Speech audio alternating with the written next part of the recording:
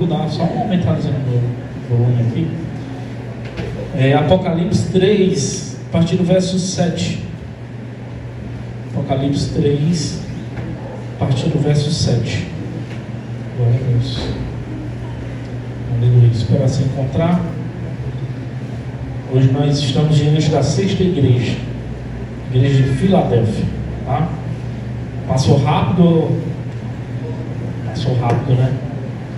E é porque teve o culto especial das mães que eu trouxe uma palavra especial para as mães. E aí, hoje deveria ser, na verdade, a última igreja. Igreja de Filadélfia, capítulo 3, verso 7. Todos acharam? Vou esperar mais um pouco. Estou vendo ainda algumas pessoas aí a encontrar, buscar. Apocalipse 3, verso 7. Glória a Deus. Amém. O texto diz assim: ao anjo da igreja em Filadélfia escreve: estas coisas diz o santo, o verdadeiro, aquele que tem a chave de Davi, que abre e ninguém fechará, e que fecha e ninguém abrirá.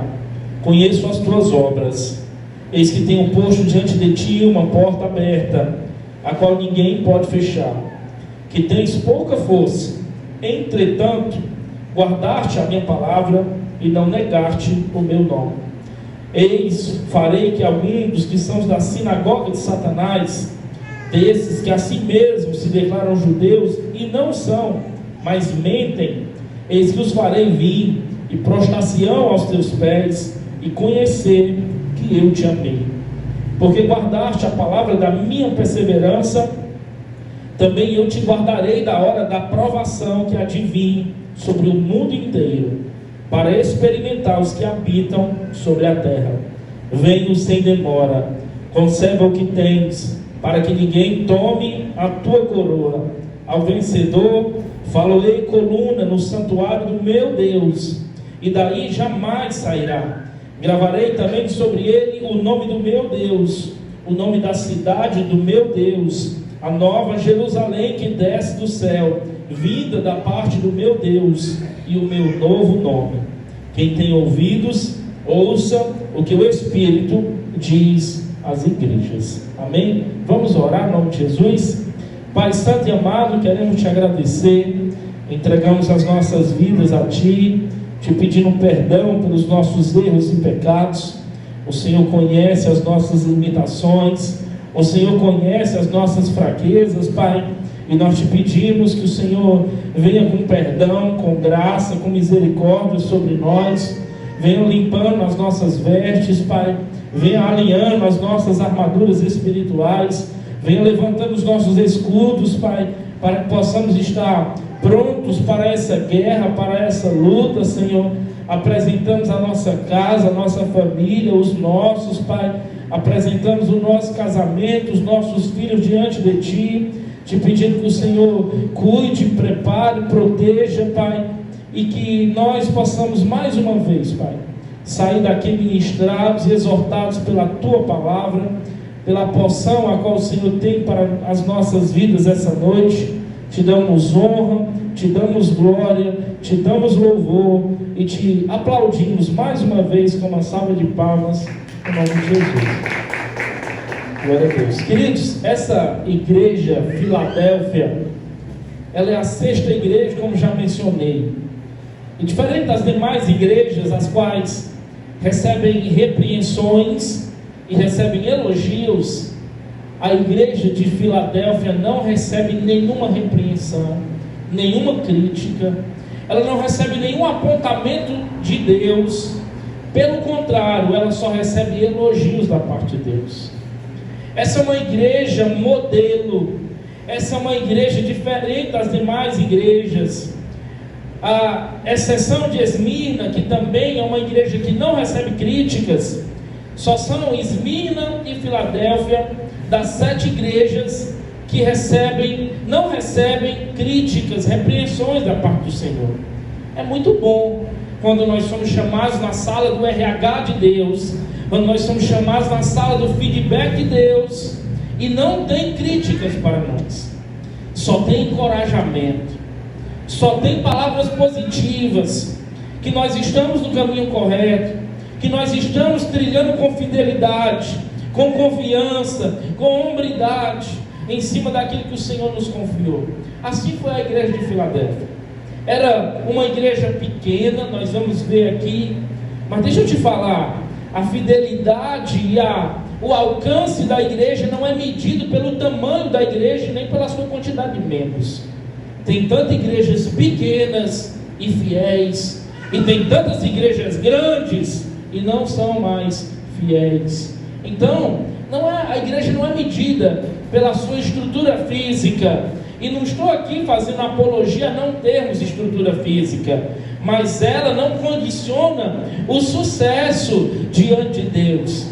Essa era uma igreja pequena, e a característica que ela recebe, o elogio principal que ela recebe, é que Deus diz assim: eu eis que coloco uma porta aberta diante de ti.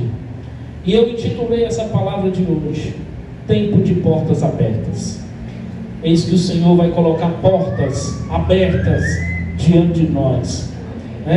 Falei aqui sobre portas, quando falei sobre a reunião de oração. Quantos de nós buscando portas, batendo em portas, e essa igreja, ela foi colocada diante dela uma porta aberta. Deus diz: eis que coloco diante de ti uma porta aberta. E o texto ainda diz que quando Deus abre a porta, ninguém fecha. Quando Deus abre uma porta, querido, essa porta não foi forçada pelo homem, essa porta não foi forçada pela força humana, pelo braço, pelo nosso intelecto. Foi Deus que abriu essa porta. Foi Deus quem nos condicionou, foi Deus quem nos fez passar por essas portas. Então a igreja de Filadélfia é uma igreja modelo, é uma igreja referência para nós. Eu sei que diante dos dias aos quais vivemos, muitas das vezes nós olhamos e vemos escândalos, e vemos distorções bíblicas no meio dos púlpitos, e vemos coisas que para nós parecem ser tão distantes, mas elas estão acontecendo no meio pentecostal, no meio neopentecostal. Aonde você quiser olhar, você vai encontrar. Você vai encontrar coisas erradas, você vai encontrar escândalos, você vai encontrar modismos, você vai encontrar a teologia da prosperidade sendo pregada, você vai encontrar coisas que não são bíblicas sendo pregadas. E muitas das vezes a gente para, olha, absorve tudo isso e pensa: será que ainda existem igrejas saudáveis? Será que ainda existem igrejas boas, igrejas bíblicas? À luz da palavra de Deus, à luz de Filadélfia, existem igrejas saudáveis, existem igrejas bíblicas, existem aqueles remanescentes que não se dobraram a um sistema, que não se corromperam por meio desses modismos, dessa corrupção. Existem. Filadélfia é um exemplo de uma igreja modelo, uma igreja que permaneceu firme em meio a tempos de infidelidade espiritual. Essa igreja é uma igreja que nós precisamos olhar à luz também das outras, mas essa é uma que nós precisamos olhar e dizer: o que nós temos que fazer igual a ela? Que coisas, que critérios, que requisitos nós temos que fazer conforme ela fez, para que também as portas se abram para nós? Que princípios espirituais existem aqui, que se eu também fizer, as portas serão abertas para mim? Então, à luz desse texto, queridos, nós vamos encontrar uma luz assim no fim do túnel. Nós vamos olhar e ver uma igreja que se manteve firme, uma igreja que não se desviou da sã doutrina, uma igreja que não se rendeu à superficialidade, uma igreja que não quer a fama mundana, uma igreja que ensina a verdade, mesmo que a verdade doa, mesmo que a verdade seja correção, exortação, porque nos dias de hoje a gente está meio que decepcionado com o Evangelho. Não nós, mas o mundo. Quantos não estão nas igrejas hoje porque estão decepcionados com o Evangelho? Porque é tanto escândalo, é tanta coisa que tem acontecido, é tantas distorções da palavra, é tanto trocando a cruz por palcos, por fama, que a gente ainda se pergunta: cadê os cristãos verdadeiros? Porque crente, querido, essa palavra crente é todo mundo que crê em alguma coisa. A Bíblia diz que até o diabo crê. Então crente não significa nada, porque crente é crer em qualquer coisa. Agora, ser cristão é ser imitador de Cristo. Ser cristão é ser embaixador de Cristo. Ser cristão é ser parecido com Cristo. Você é crente ou cristão? Você é simpatizante do Evangelho ou você é discípulo de Jesus? Você é aquele que paga um preço de renúncia, de sacrifício, de abdicação, ou você só gosta da palavra, dos louvores, mas não paga o preço pelo Evangelho? Precisamos nos fazer essa pergunta. Precisamos saber se somos crentes ou cristãos. Amém? Então essa é uma igreja uma remanescente, em meio a um cenário difícil, em meio a uma sociedade pagã como nós vivemos hoje. Vivemos em tempo de valores invertidos. Vivemos em tempo em que levantar a bandeira da família, da restauração do casamento, é viver em tempos contrários a isso. As pessoas não querem mais saber da família. A família está, aos olhos do mundo, totalmente corrompida, totalmente com valores invertidos. Mas como igreja, nós ainda somos a centelha que ainda diz: não, a família tem jeito, a família é a base da sociedade, a família é a base da igreja. Nós levantamos a bandeira contra o aborto, nós levantamos a bandeira contra filosofias que querem entrar dentro da igreja. Nós lutamos contra isso, e precisamos ser apedrejados, precisamos ser caluniados. Olha a palavra que eu estou usando: precisamos. A igreja que está só recebendo elogio, a igreja que está só, talvez ela já se conformou com o mundo, talvez ela já se amoldou ao mundo. Nós não, nós andamos na contramão do mundo, queridos. É o mundo todo caminhando para lá, e nós estamos caminhando na direção contrária. E não é fácil caminhar e nadar contra a maré, mas a nossa porta aqui colocada diante de nós não é uma porta larga, é uma porta estreita, é uma porta apertada. Não dá para passar com bagagens. Nós temos que deixar o orgulho de lado, temos que deixar a altivez de lado, para que nós possamos seguir a luz dessa igreja aqui, fiéis, igreja remanescente.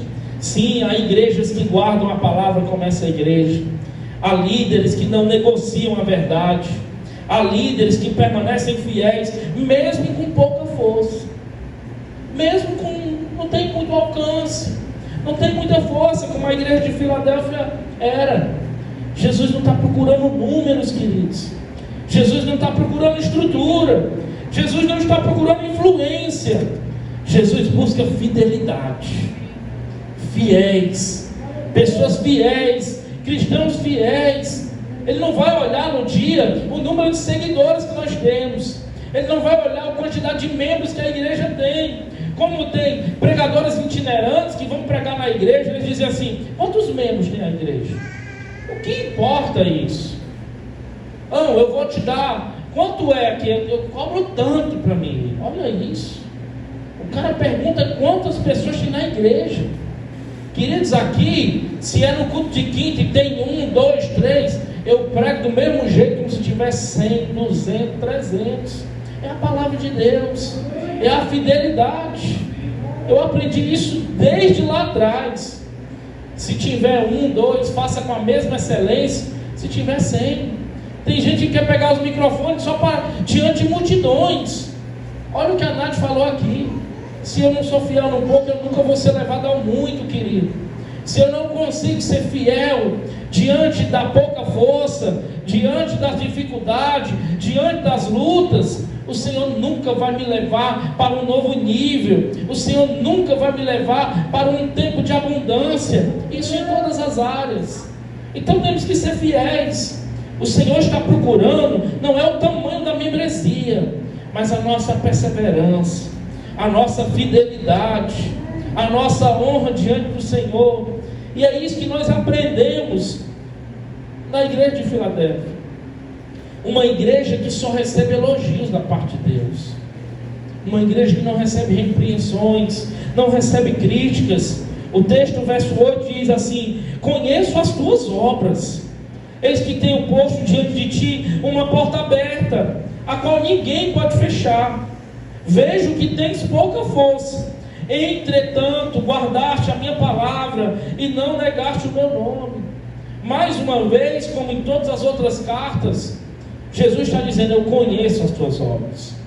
Ele observa, ele olha, ele não vê sua aparência, ele vê as motivações, ele vê as intenções, porque muitos de nós temos critérios diferentes. Nós olhamos às vezes para igrejas grandes e a gente olha e pensa muitas outras coisas, e a gente passa e vê uma igrejinha pequena e está só as irmãs ali do coque, orando, ajoelhada. Ei, meu irmão, essa igreja tem poder, essa igreja tem autoridade. A igreja não está medida pela placa bonita que tem, pela estrutura grande que tem, que dispõe. A igreja é fiel pelos seus membros. Então, Jesus começa dizendo: olha, eu conheço as tuas obras, eu estou vendo o que você está fazendo. Vocês não são perfeitos, mas vocês guardaram a minha palavra. Vocês não negaram o meu nome. Não é sobre força, não é sobre visibilidade, é sobre fidelidade. Temos sido fiéis diante do Senhor. Você tem sido fiel no pouco que o Senhor te confiou. Olha, eu recebi só um ministériozinho pequeno. Você tem sido fiel? Você tem feito com excelência, com dedicação, com zelo? Quando você vai levar uma palavra, você estuda, você se dedica. Quando você está numa escala de um ministério, você chega na hora que tem que chegar. Porque eu sempre fui ensinado assim. Eu chegava era antes, até hoje. Todo domingo eu estou aqui 5 horas da tarde. Hoje eu cheguei junto com o Miqueias e a Lorena. Eles chegaram, era 5 horas da tarde. E desculpa, eu poderia chegar aqui 6h30. Eu conheço um monte de pastor que chega na hora de pregar, só sobe lá para frente e vai e prega. Eu estou aqui 5 horas, querido, porque eu preciso dar exemplo, porque eu amo a obra do Senhor. Eu não faço isso com peso nenhum, eu não faço com nenhum peso, eu faço com amor. O meu filho, às vezes ele não tem programação na igreja, ele diz assim: papai, hoje não tem nada na igreja não. Ele quer vir para a igreja, ele tem amor pela igreja. Eu estou ensinando isso ao meu filho. Seja fiel no pouco que o Senhor te entregou. Se o Senhor te entregou um ministério pequeno, ou grande, ou abrangente, ou não, que tem programação só uma vez por mês, ou que tem só uma programação 2 vezes por mês, seja fiel. Se a sua programação é toda semana, seja fiel. Faça com dedicação, faça com zelo, faça com entrega. É sobre fidelidade. Mesmo com poucos recursos, mesmo com limitações, aquela igreja foi fiel. E ela cumpriu algumas características de uma igreja para ter portas abertas. Eu quero mencionar aqui essas características. A primeira dela, o texto diz para nós que ela guardou a palavra de Deus. Jesus diz: guardaste a minha palavra. Está falando de uma igreja com fidelidade doutrinária. Está falando de uma igreja cristocêntrica, uma igreja que não está inventando subterfúgios, uma igreja que não está inventando artifícios para atrair as pessoas, uma igreja que os líderes não estão estudando neurolinguísticas para emocionar as pessoas. É a palavra de Deus, querido. Ela por si só é suficiente. Essa igreja guardou a palavra. Nós precisamos guardar a palavra. O salmista Davi diz assim: guardei a tua palavra no meu coração, para que eu não pecasse contra ti. Sabe por que às vezes pecamos, nos desviamos, nos afastamos do foco, do alvo? Porque a palavra de Deus não está no nosso coração. A palavra de Deus tem que estar guardada, protegida. Nosso coração precisa estar cheio, porque se o meu coração está cheio, a minha boca vai falar do que o meu coração está cheio. A minha boca vai declarar daquilo que eu estou cheio. Nós estamos cheios do quê? Você está cheio do quê, querido? Guarde a palavra. Tenha fidelidade doutrinária. Essa igreja não abandonou a palavra de Deus. Essa igreja não inventou moda. A palavra era o farol. A palavra era a bússola. Que a palavra seja a nossa bússola. Ah, pastor, precisamos de um manual disso, daquilo. Não, nós precisamos do manual de fé e prática. É a Bíblia, está aqui ela. Querido, a Bíblia tem resposta para tudo. A Bíblia às vezes é mais prática, mais atual do que o jornal da manhã. Lê o livro de Provérbios, lê o livro de Eclesiastes, lê o livro de Salmo. Tu vai encontrar resposta para tudo. Você vai encontrar resposta para tudo. Nós precisamos guardar a palavra. Essa igreja foi uma igreja de portas abertas. E isso não significa ter palco. Não significa ter sucesso visível. Significa ter o favor de Deus, de continuar pregando a verdade. E às vezes é difícil. É difícil. A gente vê aí várias imagenzinhas. Está lá a igreja bíblica, bem pouquinha gente. Está lá a igreja da Campanha da Vitória, adivinha o CPF, o RG, está lotado de gente. É ou não é assim? Mas nós vamos perseverar, revelando e entregando a palavra de Deus, que seja um, que seja dois, que seja três, que seja quatro. Fidelidade à palavra. A igreja tinha uma outra característica: não negar-te o meu nome. Nós negamos tanto o nome do Senhor. A gente fala de Pedro, que negou, mas nós também negamos. Negamos em meio à pressão social do nosso trabalho, porque a gente não quer ficar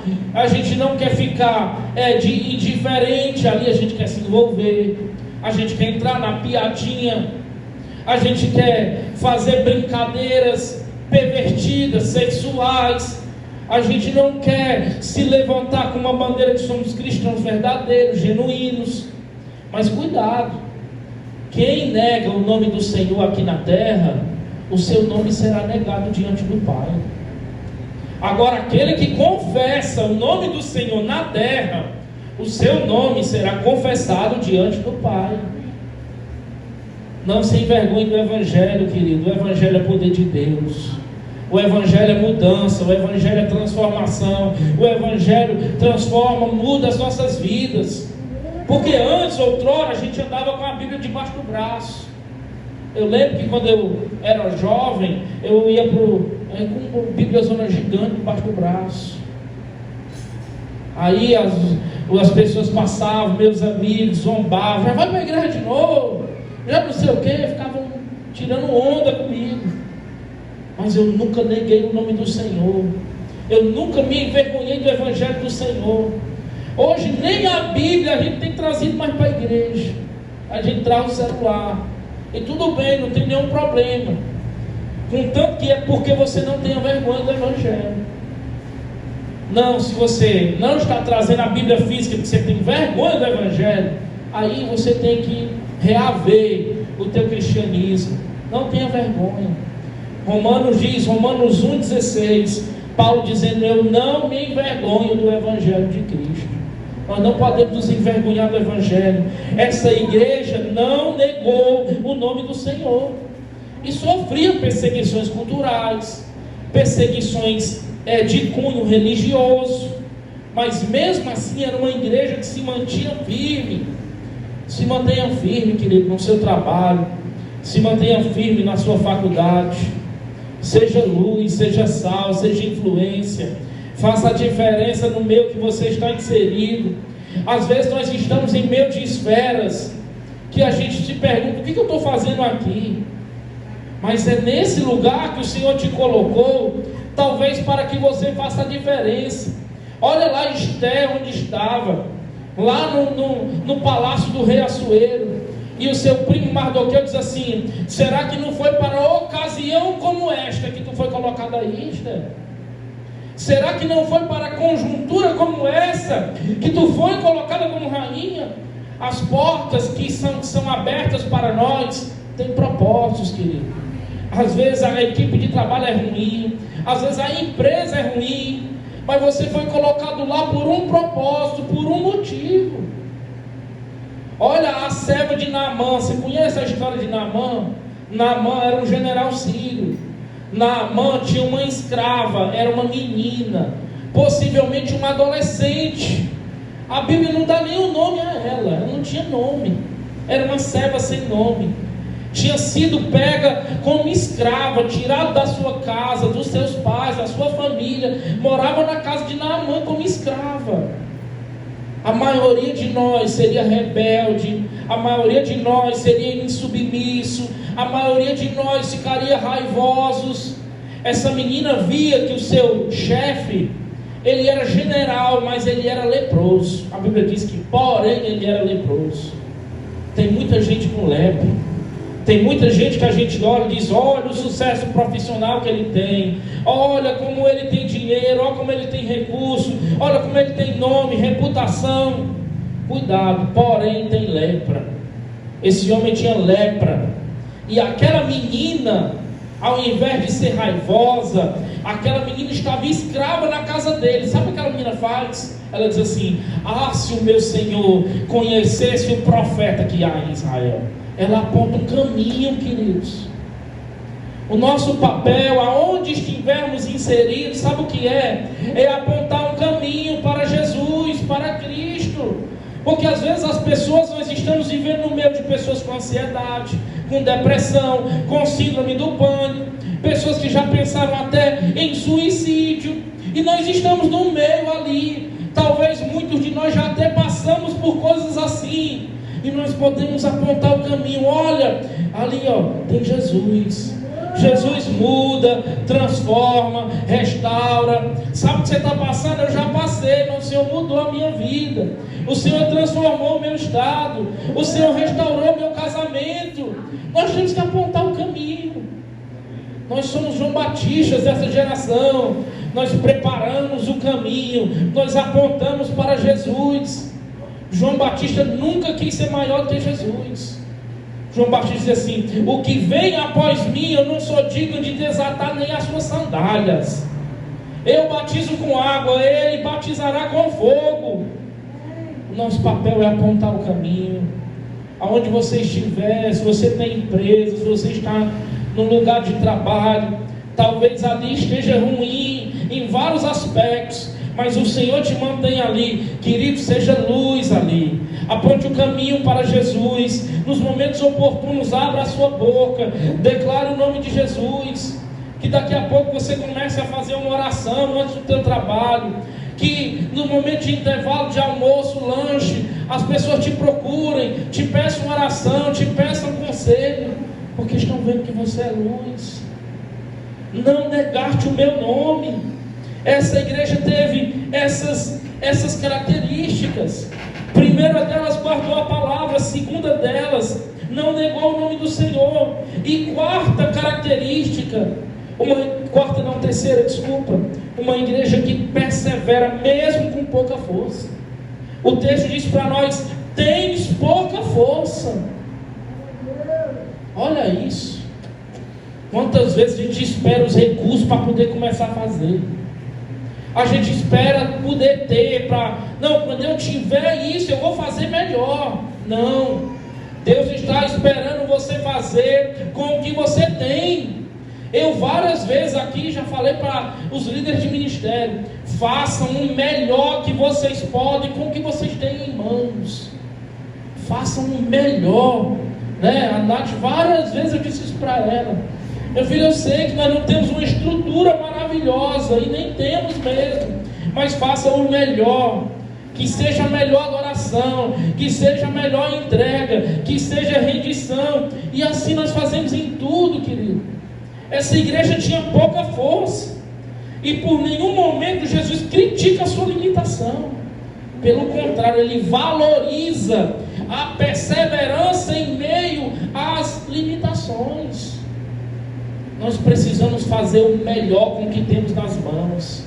O que tu tem nas mãos? Eu só tenho 5 pães e 2 peixinhos, pois dá para alimentar uma multidão. O que tu tem nas mãos? Eu tenho na mão um cajado, pois dá para libertar o povo da escravidão do Egito. O que tu tem nas mãos? Eu tenho nas mãos um pouquinho de azeite, pois dá para encher, fazer bolo, e vai encher muitas panelas de azeite. Deus usa o que nós temos nas mãos, querido. Deus usa o pouco que temos, porque Ele não está interessado no que temos, na nossa disposição, na nossa entrega. Quando temos muito, olha Gideão, Deus chamou Gideão, primeiro chamou Gideão já era improvável. Gideão era o menor da sua casa e da menor tribo. Ele diz: Senhor, eu sou o menor da minha casa, a minha tribo é a menor que tem em Israel. Estava malhando o trigo no lugar inapropriado, porque está fazendo escondido, com medo da opressão dos midianitas.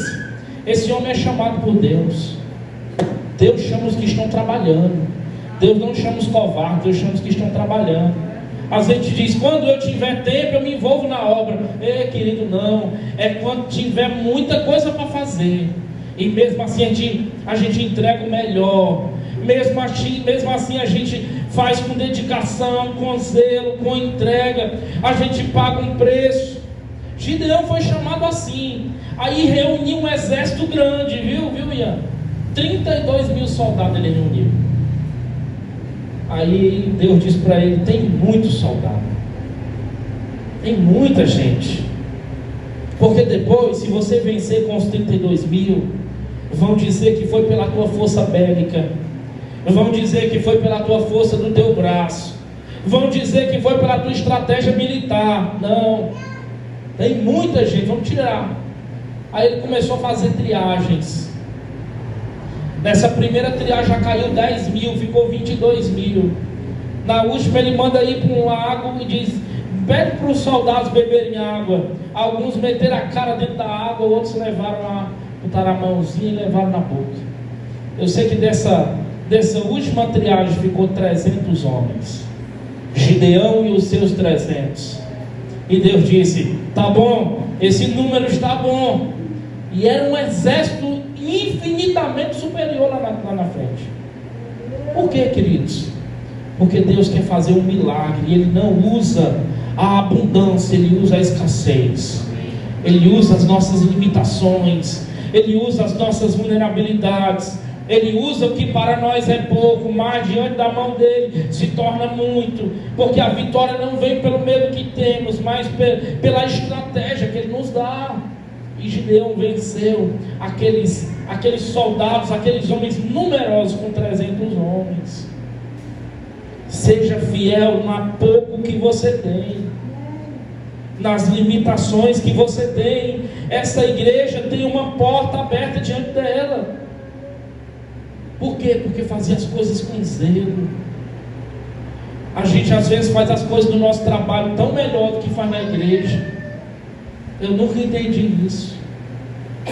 Porque se é para o meu Deus, eu vou entregar o melhor.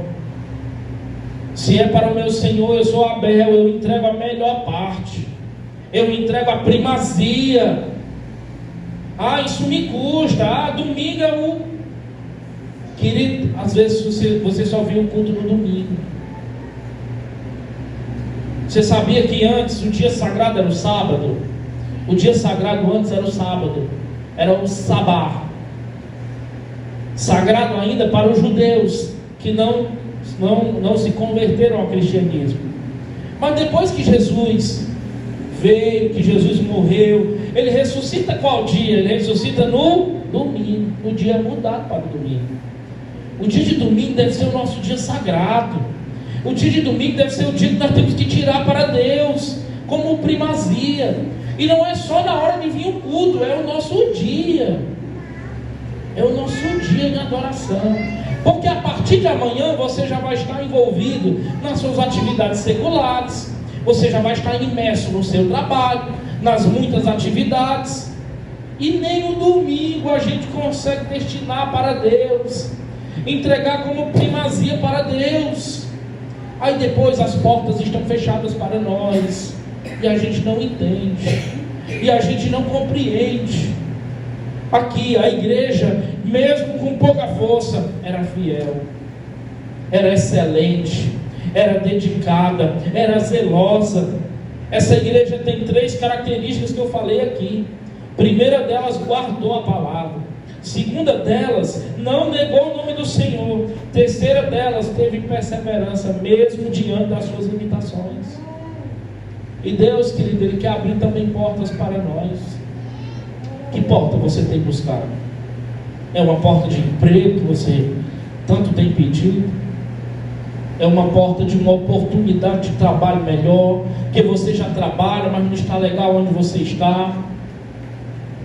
É uma porta do quê? De uma família, é uma porta de uma gravidez, é uma porta de algo que você tem pedido, a restauração de um lar, a restauração de um casamento, a restauração dos teus filhos. Que porta você tem batido e pedido para que Deus abra? O fato é que todos nós buscamos alguma porta aberta. Todos nós pedimos, oramos por uma oportunidade melhor, por um novo tempo, por uma saída de uma situação difícil, uma chance de recomeçar. Preste atenção, por favor. Nós ansiamos por oportunidades, quer seja ela de qual área for. Quando falamos de porta aberta, falamos de avanço, falamos de progresso, falamos de esperança, de mudança. Isso é legítimo, não tem nenhum problema nisso, é legítimo nós estarmos buscando melhoras para nós, quer seja na área financeira, quer seja na área profissional, é legítimo. Nem todo mundo vai servir a Deus no púlpito, mas às vezes você vai servir a Deus com o teu CNPJ. Isso é trabalho, isso é honrar a Deus também. Às vezes você vai ser porta-voz de Deus, nem é aqui no ministério, mas é lá no teu CNPJ, lá na tua empresa, é lá, isso também é servir ao Senhor. É as portas que a gente tanto pede para que Deus abra. E é maravilhoso quando essas portas não são abertas pela força do nosso braço. Essas portas não são um jeitinho brasileiro. Muitas portas que estão abertas por aí foram portas abertas com falcatruas, foram portas abertas com indicações, foram portas abertas com jeitinhos. Ah, entrou aí como? Não, foi fulano de tal. Não, foi... É ou não é assim? É desse jeito. Entrou nessas portas dessa forma, dessa maneira. Mas, queridos, quando nós cumprimos esses requisitos espirituais aqui, quando nós guardamos a palavra, quando somos fiéis à palavra de Deus, quando não negamos o nome do Senhor, quando nós, mesmo diante dos poucos recursos, nós somos fiéis, aí nós temos o privilégio de o próprio Deus abrir as portas para nós. Nós temos o próprio Deus dizer para nós: eis que eu coloquei uma porta aberta diante de ti. Ele abriu a porta, porque a Bíblia diz aqui nessa carta que Ele tem a chave de Davi, e Ele abre e ninguém fecha, e quando fecha ninguém abre. A chave de Davi fala de um título messiânico, porque quando Jesus é chamado de filho de Davi, isso é um título messiânico. Isso fala de autoridade, isso fala daquele que tem o detentor das chaves. Ele abre e ninguém fecha se ele abrir, e se ele fechar também ninguém abre. Quando nós cumprimos esses requisitos espirituais, queridos, nós temos o próprio Deus abrindo portas para nós. E quando é Ele que abre, as coisas fluem, as coisas funcionam, as coisas prosperam, Ele nos abençoa. Porque uma coisa é trabalhar arduamente sem a bênção de Deus, e uma coisa é trabalhar com a bênção do Senhor, com a porta que Ele abriu. Ele nos abençoa, Ele manda clientes, Ele manda contrato, Ele cuida de nós, cuida da nossa casa, cuida da nossa família. Ele nos abençoa de uma forma que nós não temos nem explicações. Às vezes a gente olha para os nossos recursos e diz: é tão pouco. E Deus começa a prosperar, Deus começa a abrir portas, Deus começa a mandar uma pessoa, mandar outra, e a gente começa a ver a fidelidade de Deus sobre as nossas vidas. Isso é honra, queridos. Isso é privilégio de ter o próprio Deus abrindo as portas para nós. Não é o patrão, não é a crise, não é o diagnóstico do mercado, não é a injustiça. É Deus que abre as portas, porque Ele tem a chave de Davi nas mãos. E se Ele disser, eu vou abrir a porta para ti, Ele abre. Como foi que tu conseguiu comprar isso? Foi o meu Deus que abriu a porta. Como foi que tu conseguiu chegar até lá? Foi o meu Deus que abriu a porta e colocou diante de mim aberta. Eu não preciso subornar ninguém, eu não preciso adular e bajular ninguém. Foi o meu Deus. Aqui na terra se diz que nós temos que ter um network muito bom. O network que você tem que ter é com o teu pai lá no céu, de joelho no chão. Você pode ter muitos contatos aqui na terra, e eles podem abrir muitas portas para você, mas podem ser portas que vão te levar a caminhos que podem ser bons, mas depois é morte. Mas se você tiver contato com esse homem lá de cima, você pode não ter contato com ninguém aqui na terra. Um pouco ele te chama, e os outros vão dizer assim, como assim que ele entrou aqui no meio? Como foi isso? Meu amigo, meu contato não é horizontal, eu tenho um contato vertical com o meu Pai. Esse é o contato que nós temos que buscar. Esse é o contato verdadeiro. Esse é o network que nós temos que ter. Network com o nosso Pai, orando, intercedendo, sendo íntimo dele. Porque a palavra diz que para os seus filhos Ele conta segredos. Ele conta. Nós não somos chamados de servos, somos chamados de amigos, querido. Mas a quem Deus abre essas portas? Não é para os mais fortes, não é para os mais populares, é para os fiéis, é para os que guardam a palavra dele, é para os que não negam o nome dele.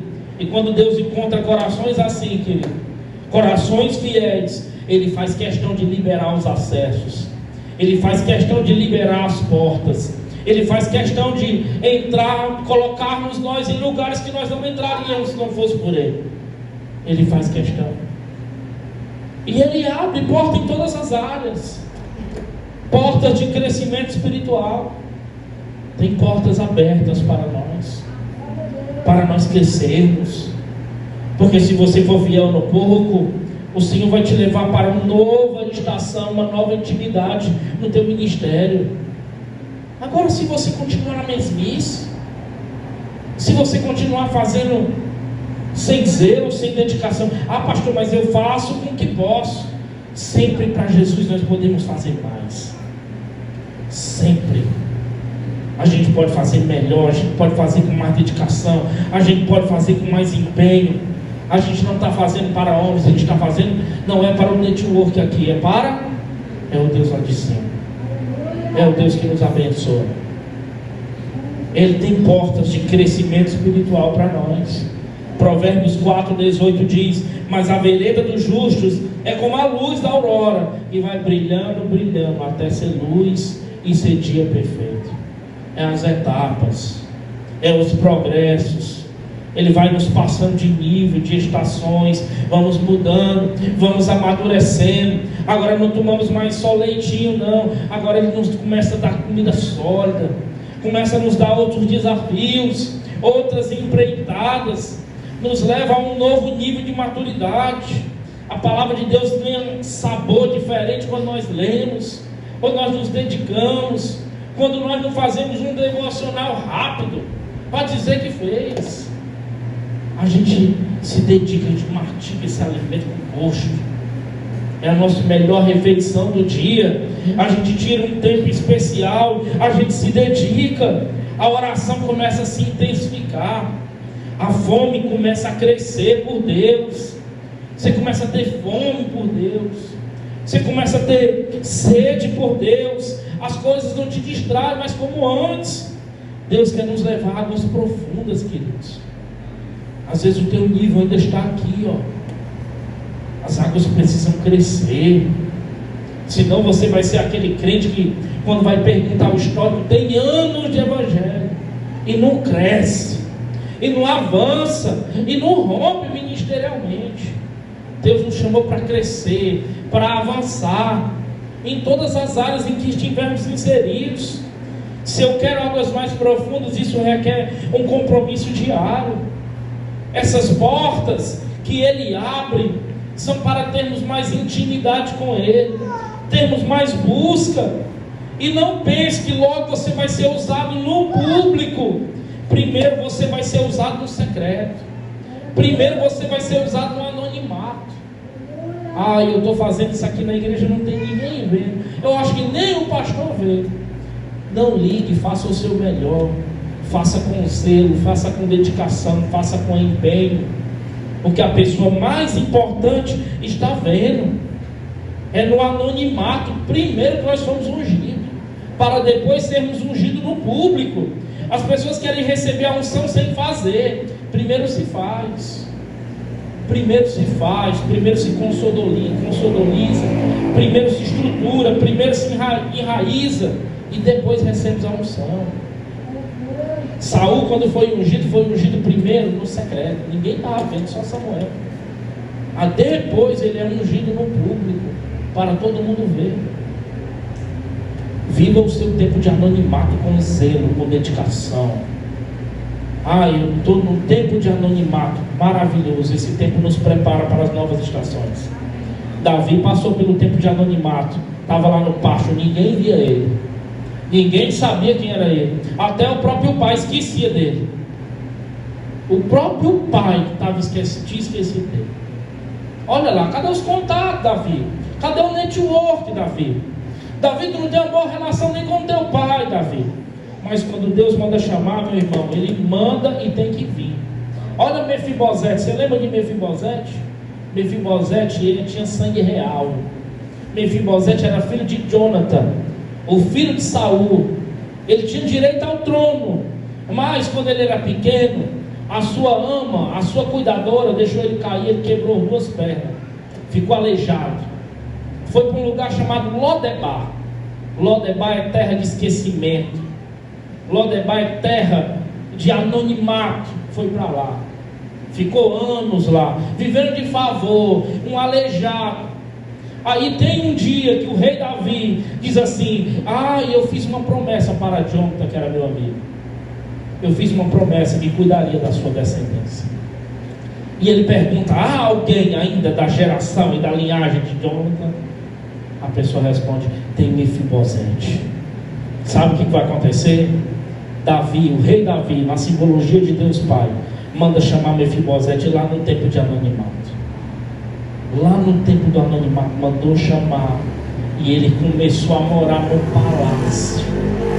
Havia uma regra levítica que aleijados não podiam entrar dentro do palácio. Mas Mefibosete não tinha contato humano.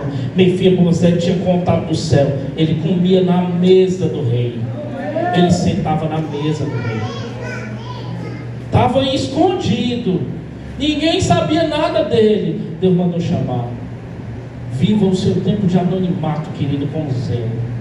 Se você quer ter um período de público com excelência, com alcance, com influência, viva primeiro o seu tempo de anonimato. Faça com dedicação, faça com empenho. Chegue, a escala não é minha, não importa, eu estou na igreja. Não importa.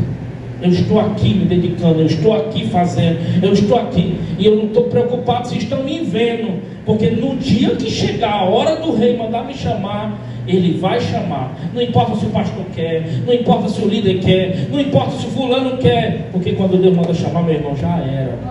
Ele manda e pronto, e tem que ser obedecido. Por isso que às vezes a gente vê os improváveis. Pai, essa pessoa chegou aqui por quê? Porque Deus mandou chamar aqui.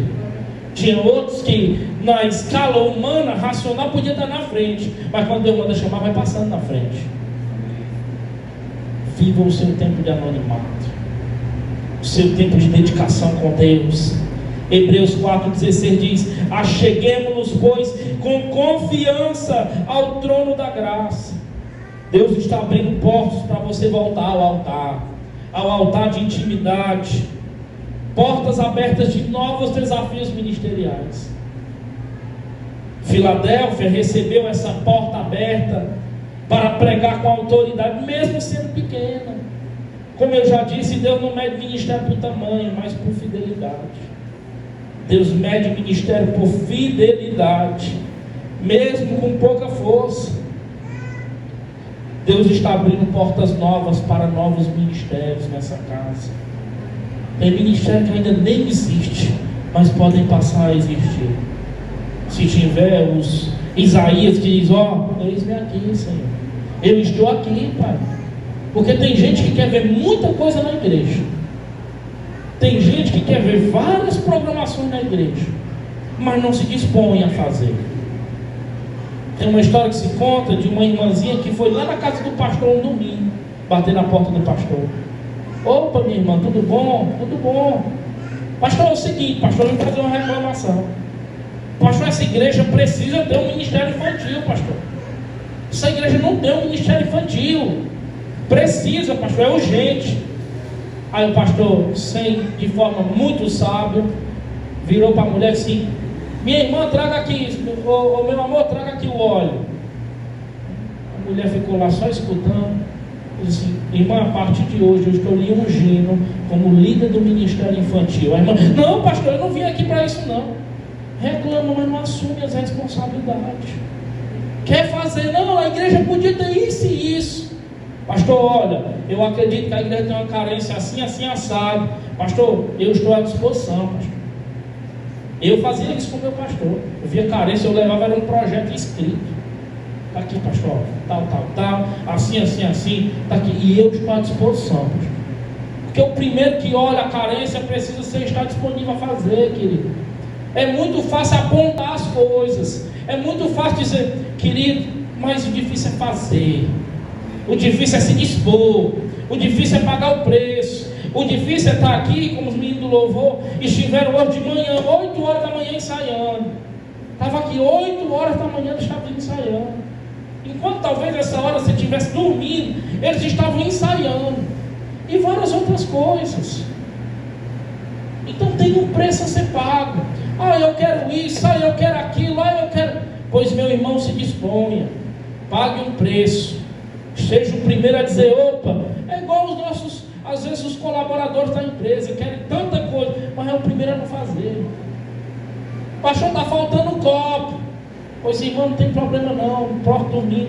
Se você quiser doar uma coisa de copo, eu aceito. Não tem problema. Pastor, podia já ter ar-condicionado. Eu também acho, irmão. Eu também acho que podia ter. Irmão, já podia ter climatizado. Irmão, eu também acho, eu concordo com você. Bora fazer? Sozinho eu não posso. Bora nós? Bora para cima, bora se juntar. Bora fazer uma campanha. Vamos fazer cantina. Vamos ver o que faz. Vamos bolar uma estratégia para a gente juntar esse recurso e fazer. Pronto.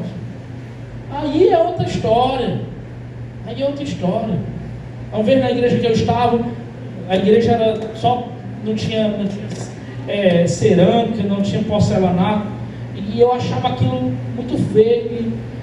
Pastor, levei um projeto.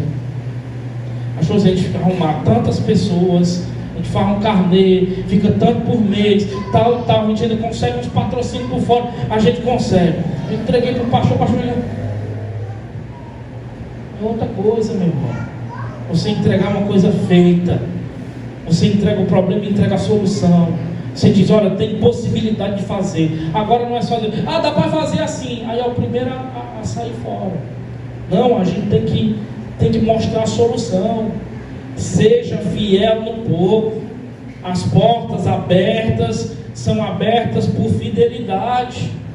Eu creio que essa igreja terá novos ministérios, terá novos discípulos, novas áreas de atuação, mas nunca esqueça: portas abertas exigem trabalho, fidelidade e renúncia. Ah, pastor, a gente poderia ter assim. Eu digo: não temos recurso humano para fazer. Se tivesse recurso humano a gente podia, ainda não tem. Pastor, porque o senhor não dá o estudo bíblico todo domingo? Porque eu ainda não consigo. Eu ainda não consigo. Pastor, porque eu não consigo ainda. Não tem recurso humano ainda. Então, quando nós tivermos mais pessoas se dispondo a servir, a se entregar, a gente vai abrindo novas portas. O Senhor vai abrindo essas portas para nós, queridos. Outras portas que estão diante de nós, as portas de restauração familiar. Malaquias 4,6 diz: e ele converterá o coração dos pais aos filhos, e o coração dos filhos aos seus pais. Quantos lares hoje desfeitos, frios, distantes, mas Deus pode abrir portas de reconciliação, portas de restauração, portas de cura emocional. Quando alguém em casa permanece fiel, toda a casa pode ser impactada. Às vezes diz: não, lá em casa é só eu que sou crente. Se você se permanecer fiel, se você guardar a palavra no teu coração, se você não negar o nome dele, e se mesmo diante das limitações você se permanecer perseverante, deixa eu te falar, daqui a pouco o teu exemplo vai começar a dar resultado. Daqui a pouco vem mais um, vem outro. Você não precisa nem falar, é o teu exemplo que fala, é o teu exemplo que grita. Se permaneça firme na sua casa, não desista da sua casa, ore, perdoe, interceda, seja exemplo. Eu tenho tanta dificuldade que só eu na minha família sou crente, sou cristão. Permaneça, continue orando pelos seus pais, continue orando pelos seus irmãos, continue orando pelos seus filhos, continue sendo exemplo da sua casa, continue. Eu sei que é difícil, mas continue, porque uma hora o Senhor vai começar a tocar o coração deles e eles se voltarão para o Senhor. Não desista da sua casa. Jesus é especialista em restaurar lares. Jesus é especialista em restaurar famílias. É a porta da reconciliação. Está aberto diante de nós. Josué 24:15 diz: eu e a minha casa serviremos ao Senhor. Outra porta aberta, a porta da cura emocional. Quantos de nós com problemas emocionais? Quantos de nós ansiosos? Quantos de nós com problemas de cunho emocional? Não é? Quantos? A ansiedade é o mal do século, a depressão. Quantos com problemas que vem para o físico e do físico passa para o emocional? E o problema emocional, ele desanima, ele tira o vigor, ele nos deixa querer ficar só em casa, e isso vai nos desanimando. Mas há portas também abertas. O Senhor ainda é o Deus que cura, que restaura, que transforma, que traz alegria de novo à nossa alma, que restaura de novo a nossa paz. Ele faz, querido, Ele é maravilhoso, não tem nada impossível para o nosso Deus. E essa fidelidade às vezes é forjada no meio da dor, do sofrimento. Mesmo quando permanecemos firmes, mesmo feridos, Deus vem, Deus nos cura por dentro, Deus restaura o nosso ânimo. A porta da cura emocional é aberta quando nos rendemos a Deus, quando nos deixamos que a palavra nos trate, nos foge, que a palavra nos exorte, nos esquadrinhe, e a gente vai começando a identificar as nossas falhas. O que esconde, Deus não cura. Salomão diz isso: aquele que encobre os seus pecados não vai conseguir prosperar, avançar. Mas o que reconhece, o que confessa, encontra perdão, encontra cura. Tiago também diz: confesse os seus pecados uns para com os outros, para que sabeis. Não encobra, não esconda, entregue para Deus, coloque diante do Senhor. Senhor, eu acredito ainda que o Senhor é o médico dos médicos, o Senhor dos senhores, que o Senhor pode restaurar, mudar o meu estado, transformar o meu ser. Muitas dessas feridas foram causadas por portas erradas que você mesmo entrou. Porque tem porta que é Deus que abre, e tem outras portas que eu entrei por desobediência, porque eu forcei a entrada. E aí nós às vezes estamos sofrendo as consequências da entrada nessas portas que nós não deveríamos entrar. Eu costumo dizer que até quando Deus diz não, Deus está nos livrando. Porque tem porta que a gente quer entrar. Você está querendo comprar sua casa nova, às vezes você está ali, às vezes Deus tem algo melhor para você. E aí ele fecha aquela porta. Aí você vem com a frustração, com o desânimo. Olha, Deus fez isso comigo. Não, Ele está te livrando de um problema, de uma dificuldade. Então até quando Deus diz não para nós, até quando Ele fecha a porta, Ele está dizendo: filho, se tu entrar aí, não vai dar bom para você. Eu tenho uma porta melhor para ti. Eu vou abrir uma porta melhor para você. E Deus pode nos conduzir a essa porta de cura, se nós confessarmos os nossos pecados diante do altar do Senhor, dizendo: Senhor, estou aqui, está aqui a minha vida, está aqui os meus pecados, eu estou sofrendo isso, eu estou passando por aquilo, colocando diante do Senhor. E a cura nunca é instantânea, querido. Às vezes ela pode ser instantânea, mas tem muita cura que é progressiva. Essa cura é progressiva, etapa por etapa, ciclo a ciclo, estação a estação. Então tem cura que é assim, vai sendo progressiva nas nossas vidas. Mas você precisa entrar por essa porta de cura. Você precisa sair dessa caverna emocional que talvez você vive há anos e ela tem te aprisionado, não tem deixado você romper. Eu percebo que tem gente que sai da caverna e passa um tempo fora, mas logo volta de novo. Logo volta de novo. Tem hora que a gente pensa que vai, não, agora foi. Aí um pouco parece que entra dentro do casulo de novo. Talvez tem coisas que não foram confessadas, tem pecados que precisam ser confessados, transgressões que precisam parar de ser encobertas. É igual a ferida. Eu não posso, eu tenho que confessar, eu tenho que deixar um alívio, um suspiro, para que a gente possa ser curado. E o Senhor também abre portas de negócio para nós. Como eu falei, às vezes o Senhor vai trabalhar com você no seu CNPJ, na sua empresa, e é ali que você vai ter uma porta aberta de Deus. É ali que o Senhor vai abrir portas de emprego, portas de negócio, projeto, sustento. O inimigo pode tentar impedir, mas se Deus abriu, ninguém fecha, querido. Não fecha. Cuidado com os tempos de escassez que virão para provar a nossa fidelidade. Ah, pastor, essa porta foi Deus que abriu, eu tenho certeza, mas eu estou passando por dificuldade. Tudo bem, aguenta firme. Daqui a pouco as vacas magras encerram e entra o período das vacas gordas. Porque tudo é estação, processo sobre as nossas vidas. E a gente tem que saber viver esses períodos. Não é porque Deus abriu a porta que vai ser só alegria, sucesso. Não. Vamos passar por alguns momentos difíceis. Deus provando o nosso caráter, a nossa dificuldade. Também serão abertas portas de evangelismo. Você tem esse amor pelo evangelismo, esse amor pelas missões. A igreja de Filadélfia tinha essa oportunidade do evangelismo, porque ali era um porto e muita gente entrava e saía por lá. Nós agora em julho vamos fazer 1 ano de Farol. Vamos fazer 1 ano de igreja já.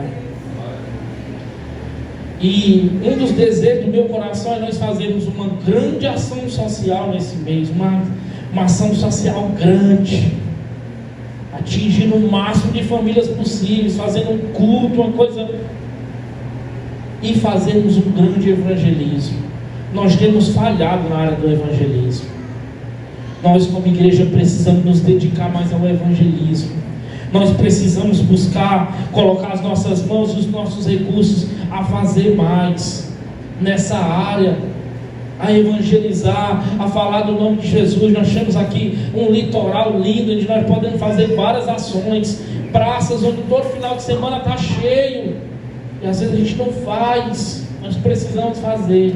Ah, pastor, não está sendo feito, por que hoje? Porque tem poucas mãos levantadas dizendo: conte comigo, pastor. É isso que nós precisamos, queridos. Essas portas estão abertas e essa é uma porta que nós precisamos entrar por ela. Porque a palavra de Deus diz: ide por todo mundo, pregar o evangelho a toda a criatura. É um chamado, é um imperativo. Ide. Nós temos que fazer. Nós vamos ser cobrados se não fizer. Nós temos que nos dedicarmos ao evangelismo, portas missionárias. igrejas serão abertas. O Senhor me deu um sonho de um lugar. E eu não sou de ter sonho. Quando eu tenho, eu fico. O Senhor me mostrava um ancião na igreja. E o Senhor me mostrava um lugar. Ele disse assim: pastor, nós já temos esse lugar aqui para ser uma igreja, pastor. E nunca foi colocado para frente, pastor. Era como se tivesse transicionado de liderança e nunca tinha acontecido nada. E eu digo: não acredito. Já tenho as paredes levantadas e nunca foi feito nada. E aquilo ficava no meu coração. Eu digo: meu Deus, será que o Senhor vai expandir essa casa para outros lugares? Será que o Senhor vai disponibilizar outros lugares, talvez para distritos daqui, congregações daqui, talvez para outros lugares, para Ipaba? Eu não sei, querido. E isso nem passa pela minha cabeça, mas eu estou diante do meu Deus e Ele pode fazer tudo. E eu preciso ser obediente. Preciso ser obediente. E Deus me deu esse sonho. Deus falava claramente desse sonho. Eu via as paredes levantadas, e era grande, o lugar era grande. Talvez é uma porta que você abre para que tenha um discipulado na sua casa. Aí você abre a porta: pastor, eu quero que tenha um discipulado aqui na minha casa. É uma porta de evangelismo para a tua família, para a tua vizinhança. Nós temos que abrir e entrar por essas portas do evangelismo. Nós precisamos ter amor pelos perdidos, igreja. Nós perdemos um pouco o amor pelos perdidos. A gente tem que ter amor pelos perdidos. Hoje nós estamos alcançados. Hoje você está dentro de uma igreja. Hoje você tem a alegria da salvação. Mas tem muitos que não têm. Tem muitos que estão presos aos vícios. Tem muitos que estão presos à prostituição. E nós precisamos ser esses que vão até eles, levando amor, levando uma palavra.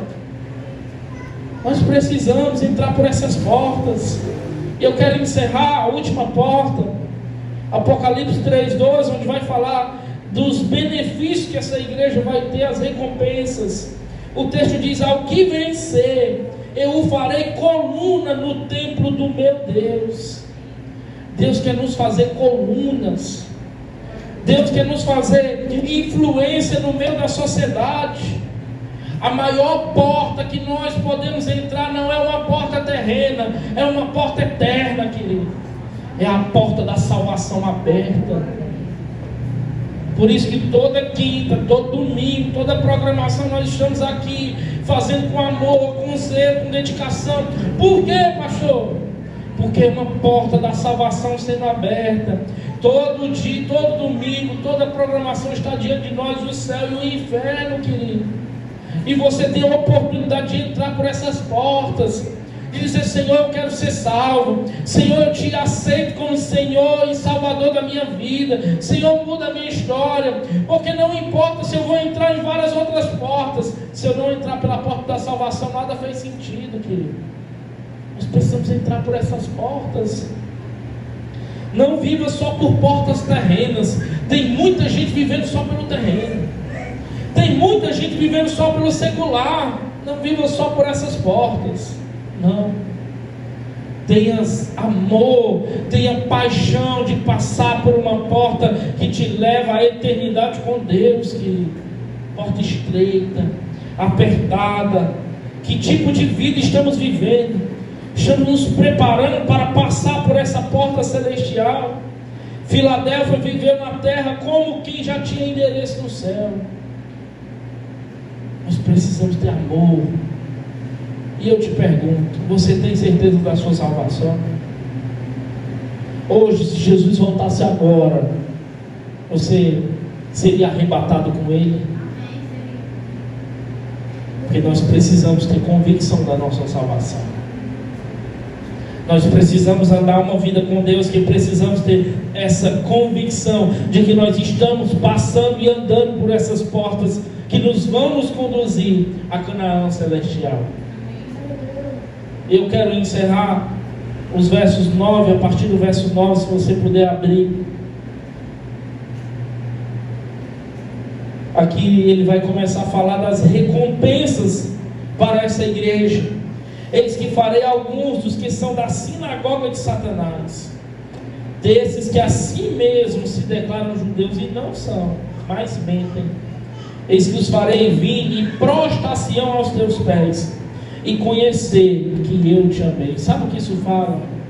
Reconhecimento diante dos nossos inimigos. Eu costumo falar, querido, não se justifique diante dos homens, não faça objeções, não apresente sua causa, não busque convencer as pessoas, não faça isso. Não faça. Chegará o dia onde o Senhor vai colocar diante de nós essas pessoas, como Ele vai fazer aqui, ó, e elas vão conhecer que o Senhor nos amou. Quando nós tentamos nos justificar, a gente acaba nos perdendo, a gente acaba entrando numa justiça própria, a gente acaba querendo fazer as coisas da nossa maneira, do nosso jeito. Não, é maravilhoso quando Deus começa a trazer, dizer: filho, você estava no caminho certo, filho, você estava trilhando o que eu te condicionei, que eu te mandei trilhar, filho. É maravilhoso, querido. Deus está dizendo: olha, eu vou mostrar para eles que eu sempre te amei. O verso 10 diz: porque guardaste a palavra da minha perseverança, também eu te guardarei da hora da provação que há de vir sobre o mundo inteiro, para experimentar os que habitam sobre a terra. Muitos acham e acreditam de cunho nesse versículo algo escatológico, esse preservar, guardar da hora vindoura. Acreditam que se é guardar da hora da tribulação. Você foi perseverante, guardou a palavra do Senhor, não negou o nome do Senhor, e o Senhor vai te guardar da hora da provação. O Senhor vai te preservar. O verso 12, o verso 11 diz: vem o Senhor demora, conserva o que tens, para que ninguém tome a tua coroa. Ao vencedor falei coluna no santuário do meu Deus, e daí jamais sairá. O nome da cidade do meu Deus, a nova Jerusalém que desce do céu, vinda da parte do meu Deus, e o meu novo nome. Quem tem ouvidos, ouça o que o Espírito diz às igrejas. Deus está falando de um corpo firme, com coluna firme no templo de Deus, e fala de novo nome, uma nova identidade, um novo pertencimento. E eu concluo aqui, queridos. O verso 13 diz para nós: quem tem ouvidos, ouça o que o Espírito diz às igrejas. O louvor pode subir, por favor. Deus procura igrejas como Filadélfia. Deus procura cristãos como a igreja de Filadélfia. Qual características, pastor? Você guardou a palavra do Senhor. Você não negou o nome dele. Você, mesmo com pouco, mesmo com os recursos limitados, mesmo com data show emprestado, Julinha, porque nem nosso é emprestado, mas fez com amor, fez com zelo, fez com dedicação. Vamos ter câmera, vamos. Não tem, só tem um celular. É da igreja? Não, é os nossos. Não tem. O meu filma aqui. Se eu precisar mandar uma mensagem, não posso. Está ali filmando o meu. É o que nós temos, e o que temos faremos o melhor. O que temos entregaremos diante do Senhor. É o que temos, está aqui, Pai. Faz. Usa, Senhor. Deus procura esses remanescentes fiéis. Nunca generalize o Evangelho. Toda igreja é assim. Todo pastor é assim. Não faça essa generalização. Como diz um autor secular, toda generalização, desculpa a palavra, é burra. Ainda existe as igrejas Filadélfias. Ainda existe as igrejas saudáveis. Ainda existe as igrejas bíblicas. Ainda existe os líderes que não estão preocupados só em faturar com a igreja. Ainda existe. Ainda existe aqueles que amam a obra de verdade. Ainda existe. Ainda existe pessoas que não se dobrarão por conta da sociedade, da faculdade. se manterão fiéis. Eu não vou negar o nome do Senhor. Eu vou permanecer. Eu vou confessar o nome dele diante dos homens, para que o meu nome seja confessado diante do meu Pai. Por quê, pastor? Porque o Evangelho de Deus é poder. Eu não me envergonho do Evangelho de Deus, porque ele é poder. Ele é poder. Ele transforma, ele muda, ele restaura. Deus nos procura. Deus procura esses homens e mulheres piedosos. Deus procura esses homens e mulheres que não se dobram. Deus procura esses que querem entrar por essas portas que não vão ser abertas por conta do network humano, mas que são abertas diante do Pai. Eis que põe diante de uma porta aberta, é Ele que abre, porque Ele tem a chave da vida. Eu não sei que porta você tem buscado entrar, querido. Talvez seja uma porta que você já tem batido há muito tempo. Talvez uma oportunidade de emprego que você pede há muito tempo. E você já viu outros entrarem porque tinha contato, tinha influência, tinha quem indicasse. Se mantenha firme, não se dobre. Não se dobre. O Senhor vai abrir a porta no momento certo para você.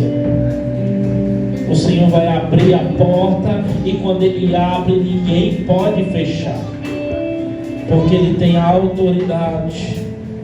Deus procura líderes, Deus procura jovens, Deus procura anônimos.